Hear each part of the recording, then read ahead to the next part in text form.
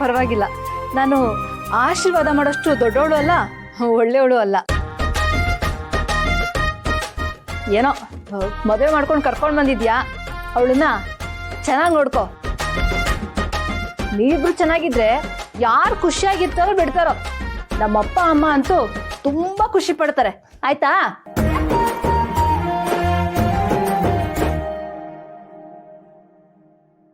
ಬೇಡ, ನನಗೆ ನಮಸ್ಕಾರ ಮಾಡಬೇಡಿ, ನಾನಿನ್ನೂ ಚಿಕ್ಕವಳು.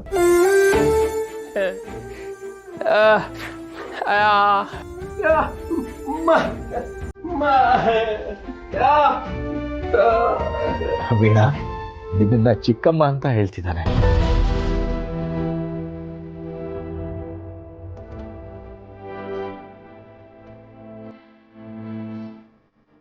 ಏನೇ ಆದರೂ ನನಗೆ ನಮಸ್ಕಾರ ಮಾಡೋದು ಬೇಡ.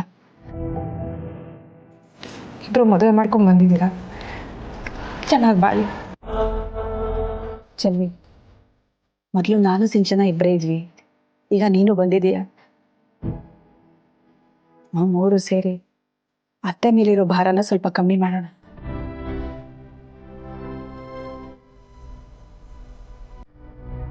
ಒಬ್ಬ ಹೂ ಮಾರೋಳು ಮದುವೆ ಆಗಿ ಬಂದಿರೋದಕ್ಕೆ ಇಷ್ಟೊಂದು ಖುಷಿ ಪಡ್ತಿರೋದಾ? ಮೊದಲು ಈ ವಿಷಯನ ಬೇಬಿಗೆ ಹೇಳ್ಬೇಕು. ಎಲ್ಲರ ಮುಂದೆ ನನಗೆ ಅವಮಾನ ಮಾಡ್ತಾರ.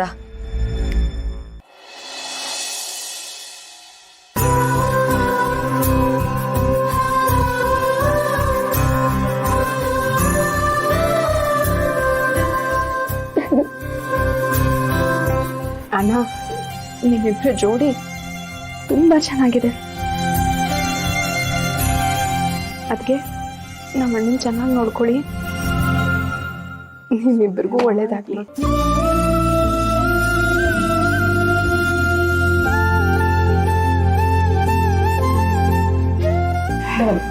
ಬೇಡ, ಹ್ಯಾಪಿ ಮ್ಯಾರಿಡ್ ಲೈಫ್.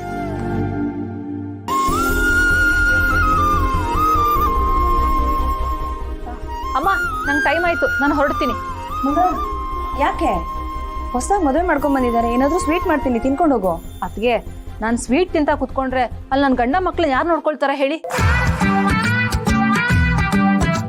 ಓಹೋ, ಇವಳೆ ಅವ್ರನ್ನ ನೋಡ್ಕೊಳಂಗ ಆಡ್ತಾಳೆ.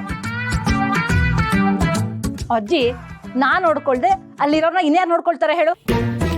ಹೊಸದಾಗಿ ಮದ್ವೆ ಆಗಿ ಬಂದಿದ್ದಾರೆ, ನಾನು ಇವತ್ತೇನು ಮಾತಾಡಲ್ಲ. ಇನ್ನೊಂದಿನ ಫ್ರೀಯಾಗಿ ಬರ್ತೀನಿ, ಅವಾಗ ಮಾತಾಡ್ತೀನಿ.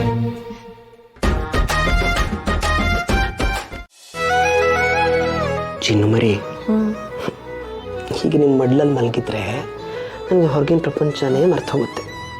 ಜೀವನ ಪೂರ್ತಿ ಹೀಗೆ ಇರಬೇಕು ಅನ್ಸುತ್ತೆ. ನನಗೂ ಹಾಗೆ ಅನ್ಸುತ್ತೆ, ಆದ್ರೆ ಏನು ಮಾಡೋದು, ಕೆಲಸ ಮಾಡದೆ ಇರೋಕ್ಕಾಗಲ್ವಲ್ಲ. ಹೌದಾ? ಹಾಗಾದ್ರೆ ನೀವು ಒಂದು ಮಾತು ಹೇಳಿ ಸಾಕು. ಈಗಿಂದೀಗಲೇ ಆಫೀಸ್ ಕ್ಲೋಸ್ ಮಾಡಿ ಆಸ್ತಿನೆಲ್ಲ ಮಾರಿ ನಾವಿಬ್ಬರೇ ಯಾರಿಗೂ ಗೊತ್ತಾಗದೆ ಇರೋ ಒಂದು ಜಾಗಕ್ಕೆ ಹೋಗಿ ಸೆಟ್ಲ್ ಆಗ್ಬಿಡೋಣ. ಏನಂತೀರಿ? ಅದೇ ಮತ್ತೆ, ಎಲ್ಲರಿಂದ ದೂರ ಆಗಿ ಹಾಗೆಲ್ಲ ಇರಬಾರ್ದು. ನನಗಂತೂ ಹಾಗೆಲ್ಲ ಇರೋಕ್ಕಾಗಲ್ಲಪ್ಪ. ಜನಗಳ ಮಧ್ಯೆನೇ ಇದ್ದು ನಮ್ಮ ಖುಷಿನ ನಾವು ಕಂಡ್ಕೋಬೇಕು, ಗೊತ್ತಾಯ್ತಾ? ಅದೇ ಜೀವನ.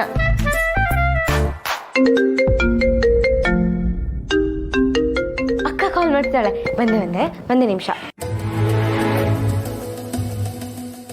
ಯಾವಾಗಲೂ ಹೀಗೇನೆ, ನಾವಿಬ್ರು ಸಂತೋಷವಾಗಿರೋವಾಗ್ಲೇ ಇವ್ರ ಮನೆಯವ್ರು ಫೋನ್ ಮಾಡಿ ತೊಂದರೆ ಕೊಡ್ತಾರೆ, ಡಿಸ್ಟರ್ಬ್ ಮಾಡ್ತಾನೆ ಇರ್ತಾರೆ. ಹೆಂಗೆ ಅವ್ರನ್ನೆಲ್ಲ ಅವಾಯ್ಡ್ ಮಾಡೋದು ಅಂತ ಗೊತ್ತೇ ಆಗ್ತಿಲ್ವಲ್ಲ.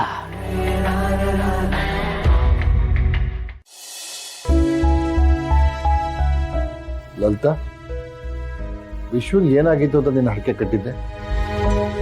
ಅದೇ ರೀ, ಅವನು ಕುಡಿತದಿಂದ ಹಾಸ್ಪಿಟ್ಲಲ್ಲಿ ಅಡ್ಮಿಟ್ ಆಗಿದ್ನಲ್ಲ, ಆ ಸಮಯದಲ್ಲಿ ಪರೀಕ್ಷೆನೂ ಬರೆದಿರಲಿಲ್ಲ.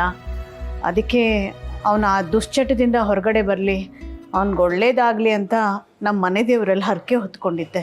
ಒಳ್ಳೇದಾಯ್ತು. ಆದಷ್ಟು ಬೇಗ ಅವನು ಕರ್ಕೊಂಡೋಗಿ ಹರಕೆ ತೀರಿಸ್ಕೊಂಡು ಬಾ, ಅವನಿಗೆ ಮದುವೆ ಮಾಡಿಬಿಡೋಣ. ಆಯ್ತು ರೀ. ನಾನು ಹೀಗೆ ಹೇಳ್ತೀನಿ ಅಂತ ಬೇಜಾರು ಮಾಡ್ಕೋಬೇಡಿ. ಅವರಿಬ್ಬರು ಮದುವೆ ವಿಷಯದಲ್ಲಿ ನಾವು ನಿರ್ಧಾರ ತಗೊಂಡ್ರೆ ಸಾಕಾ? ಮದುವೆ ಮಾಡಿಕೊಂಡು ಬಾಳಿ ಬದುಕೋರು ಅವರಲ್ವಾ? ಅವರನ್ನು ಒಂದು ಮಾತು ಕೇಳಿದರೆ ಚೆನ್ನಾಗಿರ್ತಿತ್ತು.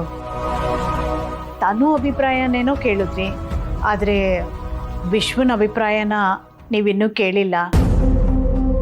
ಅವನ ಮನಸ್ಸಲ್ಲಿ ಏನಿದೆ ಅಂತ ಗೊತ್ತಾದರೆ ನಮಗೂ ಸ್ವಲ್ಪ ಸಮಾಧಾನ ಅಲ್ವಾ? ಲಲಿತಾ, ಅವನು ನನ್ನ ಮಗ ಕಣೆ. ನಾನು ಹಾಕಿದ ಗೆರೆ ದಾಟೋದಿಲ್ಲ. ಅವನು ತನ್ನ ಮದುವೆ ಆಗ್ತೇನೆ ಅನ್ನೋ ನಂಬಿಕೆ ನನ್ಗೆ ಅಪಾರವಾಗಿದೆ. ಆದರೂ ಅವ್ರನ್ನೊಂದು ಮಾತು ಕೇಳಿ ಮುಂದುವರಿಯೋದು ಒಳ್ಳೇದಲ್ವಾ? ಈಗಿನ ಕಾಲದ ಮಕ್ಕಳು ಹೇಗೋ ಏನೋ.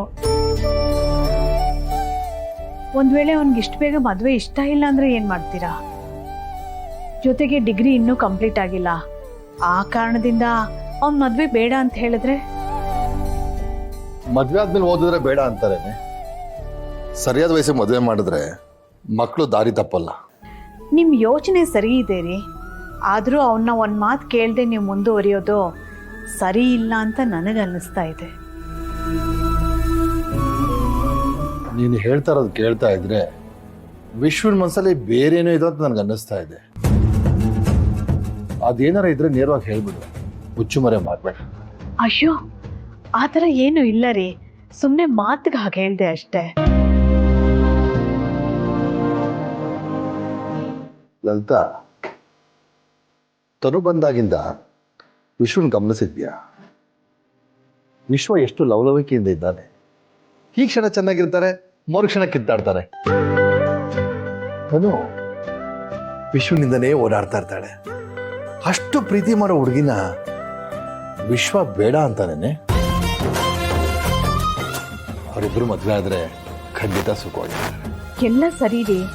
ಆದರೂ ಸರಿ ಆಯ್ತು, ನಿನ್ ಸಮಾಧಾನಕ್ಕೋಸ್ಕರ ವಿಶ್ವನ ಹತ್ರ ಮಾತಾಡ್ತೀನಿ.